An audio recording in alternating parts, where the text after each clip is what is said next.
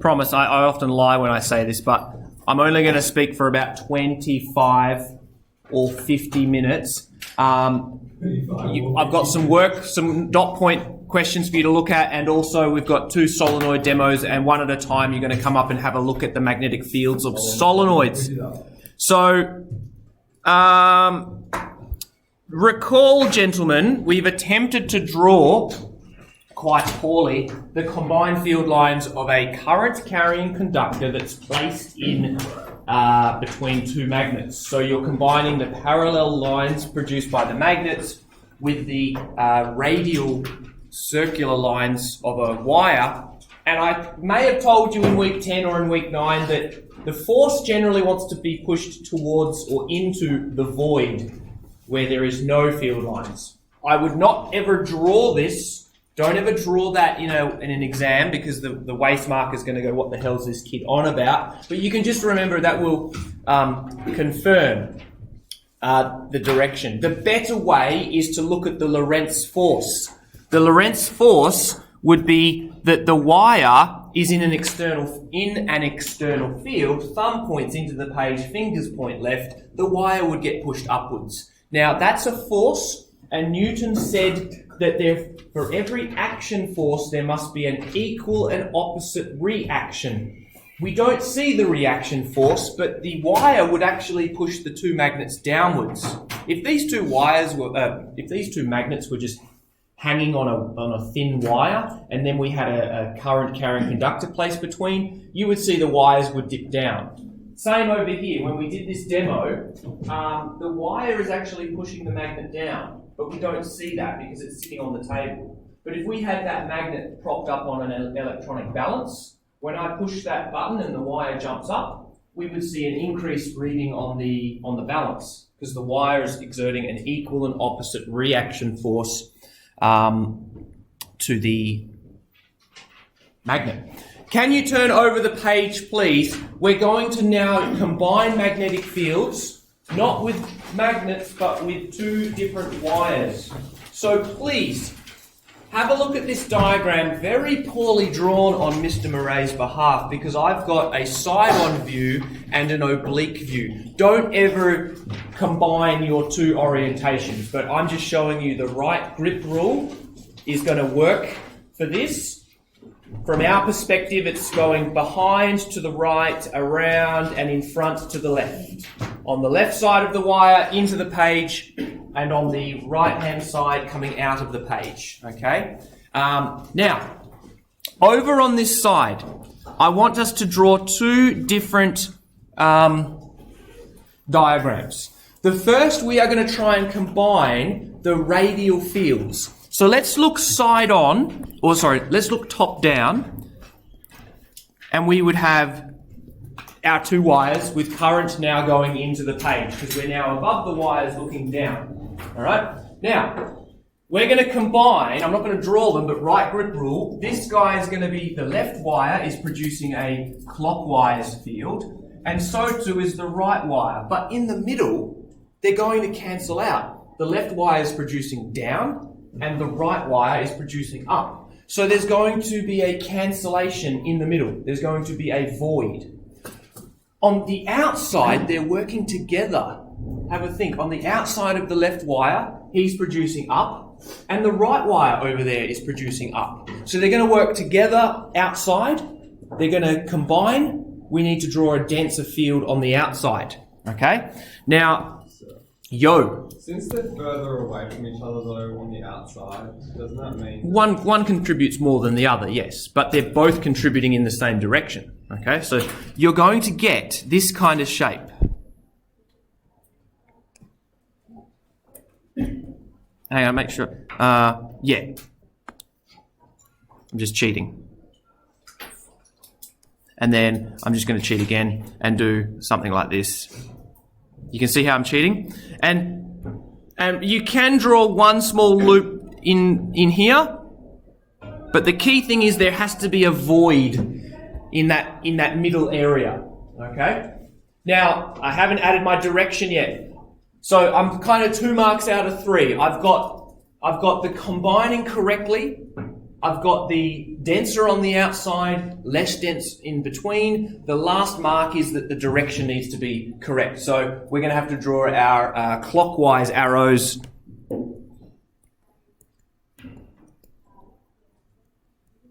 Okay, clockwise arrows. Now, there is a void in the middle, and so our wires are going to get pushed into the void. This is not the best way to explain it, which is why I've asked you to leave a space underneath. The better way to explain it is to use the Lorentz force. So I'm going to label this wire number 1 and wire number 2. Okay? Now I'm going to try and say this statement twice and repeat it correctly. Wire number 2 experiences a Lorentz force because it's in the presence of an external field produced by wire number 1. I'll say that again. Wire 2 experiences a Lorentz force because it's in an external field that just happened to be produced by wire number 1. So, right grip rule. Let's use the right grip rule on wire number 1 and say, okay, where wire 2 is, it's producing a field that's down. Okay? So I'm not going to draw a radial field. I'm just going to say that over at wire number 2, there is a magnetic field that's downwards. Okay? So that's the external field that this wire interacts with. Wires cannot interact with their own field. They make a field, but they can't exert a force on themselves. You can't just have a current going through a wire and it's suddenly just flipping around. No, it has to be exerted by something else. It's the same with you with gravity. You make a gravitational field, but you're not experiencing your field, you're experiencing the Earth's gravitational field. The force is acting on you because of the Earth. Yes, KK? So in a looped wire, if we've got a bent of one part of the wire over itself, will the two parts of the wire that are bent exert force? Yes, they will. We can talk about what would happen with a solenoid. There's going to be a certain flexing occurring because the solenoids have wires that are all running parallel. But more on that later. So, step 1, right grip rule. Step 2, let's use the Lorentz force, right hand rule. So, everybody, thumb, point into the page. Oh, fingers need to point down. My palm is going to push this wire inwards. Okay? So, we'll just draw F2. Okay? So, wire 2 experiences a force because of an external field produced by something else. We're going to do exactly the same on the other wire. Okay, so I'm going to use the right grip rule and figure out what wire 2 is doing. To the left of wire 2, my fingers are pointing up. So over here, I might draw, doesn't matter which side I draw it, I'm going to draw B2. And then I'm going to use the Lorentz force. Thumb points into the page, fingers point up. Your palm is going to push wire number 1 inwards. And you might just want to make a note, action, reaction, which is Newton's third law. All right, that's why it's a law, because it works everywhere. There is no contradiction. There is no evidence. Sometimes you don't see it. As I said, if you've got something propped up on a table, sometimes you only see one of the forces because the other force is going to be provided by the normal force of the table. Alrighty. Now, let's flip one of the wires. So let's change the direction of one of the wires. Again, very poorly drawn, but have a look here. In the region between the two wires, they're in the same direction. And you might see that with the oblique drawing as well. So they're going to work together in the middle and they're going to oppose on the outside. Okay? So let's do the same deal. Let's do a top-down view. So if we were looking down, we would see a cross and a dot. Okay?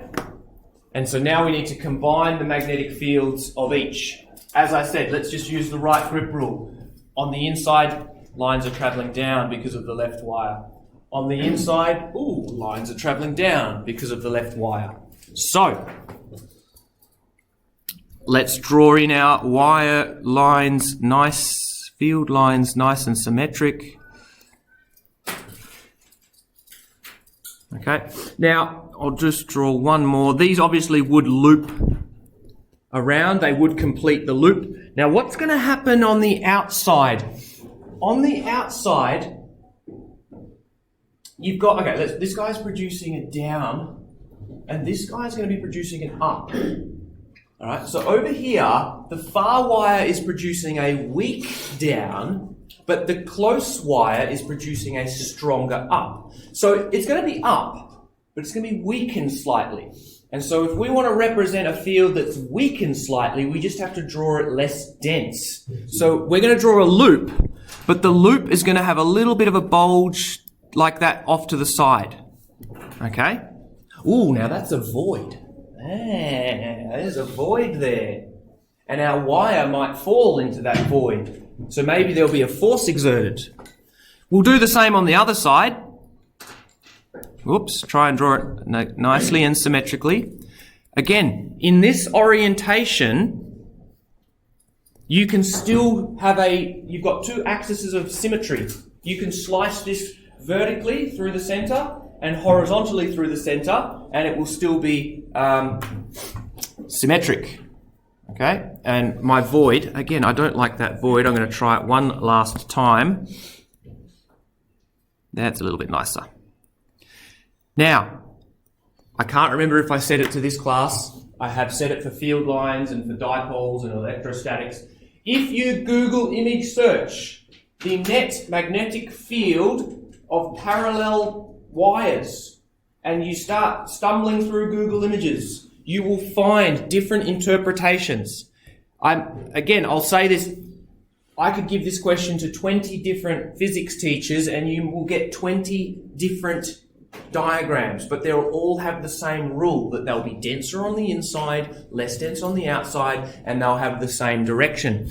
I asked the students in the other class to quickly Google image search, and I did the same, and I came across this one, which looks slightly oblique.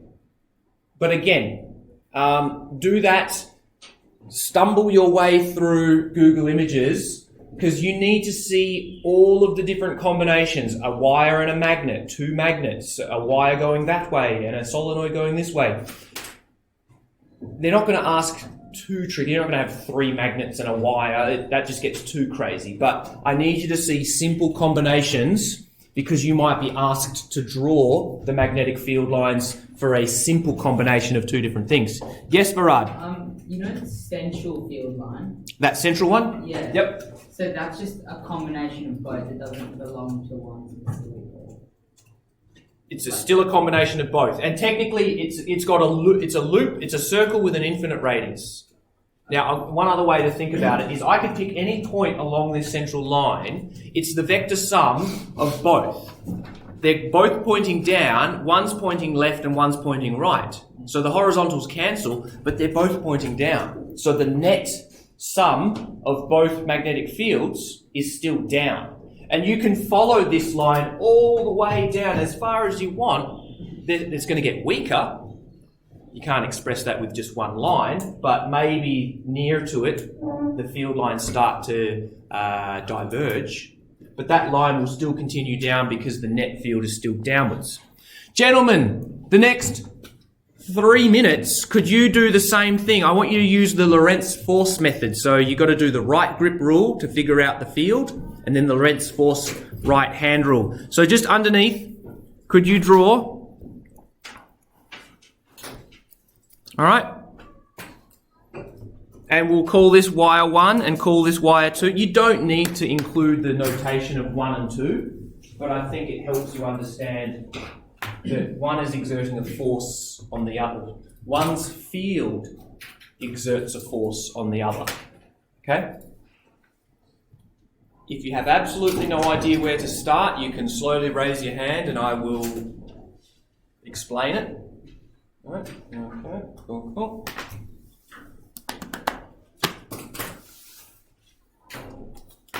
Finished? Dot point. I've put a dot point tab in the OneNote. There's a whole scan of questions there. That's what we're going to be doing for the next half hour. So I'll join in the party here. Right grip rule, finger goes down. We'll call that B1. Lorentz force. Ooh, force goes outwards. Okay, all right. Right grip rule over there. Oh, field still goes down. Oh. Lorentz force down and in. Oh, force goes outwards.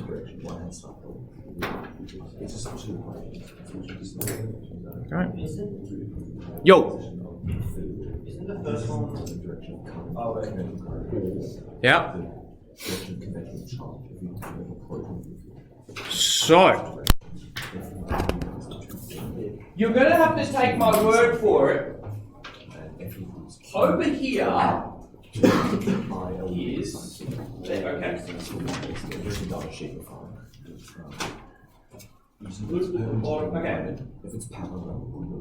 Gentlemen, this is a very badly, it's not the best demo because Mr. Warner here is going to observe and comment.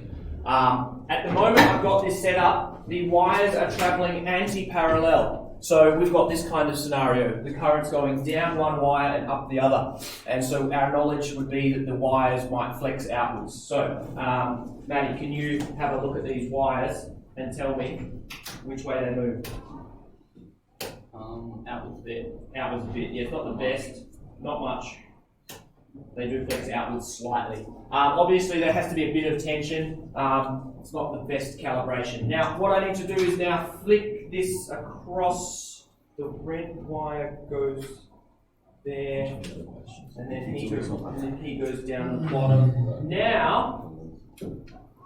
Now the wires are going to be travelling in the same direction. They're travelling parallel to each other. So if we go back to our Lorentz force diagram above, we should expect that the two wires flex inwards. So Maddie, have a quick look. Ready and yeah, they flex inwards. Okay, there's a bit of white paint down there for you to look at. Flex inwards. Not the greatest demo, but it supports this idea that they're producing magnetic fields that's external to the other wire, so the other wire experiences a force. Now, guys, we are ahead of. I showed you all the course outline. We are a couple of weeks ahead of schedule. I need you now to work through. I've placed a scan of a chapter of some nice questions on magnetic fields and forces due to current carrying conductors. So can you all please open up your OneNote? It's just in the middle of our electromagnetism section. And while you're working, I'm going to invite students up one at a time.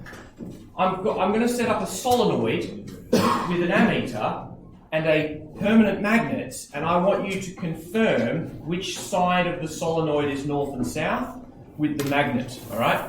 So I'm going to wheel them in, so you're going to be working on the dot point physics, and then you can come up, everybody gets 1 minute to play around with the solenoid, and then you can sit back down, okay? So, Mr. Lee, did you want me to leave these questions up on the board, or? You're all good? Laptops out? Let's go. Okay. Okay, we've done that yet. Yeah, we have. I remember. No, we did that last term. Last term, you don't just take like that. Okay, let's just say we did last term. There'll be some sending loop. No. Thomas, do you want to be the first person to experience the wonders? What about the tutorial? No. I'll go on. Yeah, have they, Get away. I love how quickly got the flows. Alright, guys, I'm going to explain this out loudly for everyone, and Thomas is going to play first. These solenoids can handle 3 amps continuous, so you're going to crank the voltage up until your ammeter reads 3 amps.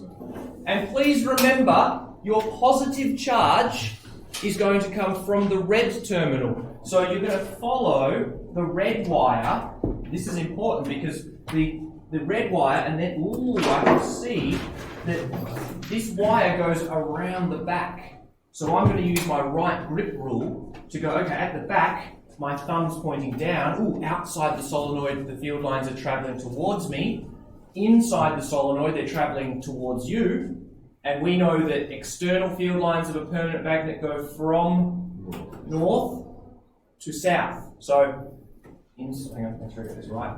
From north around to south. So I reckon that's the north side of the solenoid, and that's the south side of the solenoid. And I can then confirm whether I get attraction or repulsion. You can also use your plotting compass. Remember, your little red side is going to align itself in the direction of your fingers. So if I bring my solenoid in, I stuffed it up, hang on. No, that. There we go. Alright, so come up, have a look, follow the wires, split that around like so. So there's one station here. Tom, come up, have a look. And a 3 amp through this solenoid does produce quite a strong magnetic field, and you will feel quite a large attraction or repulsion of that magnet. Okay, I'll stop the recording because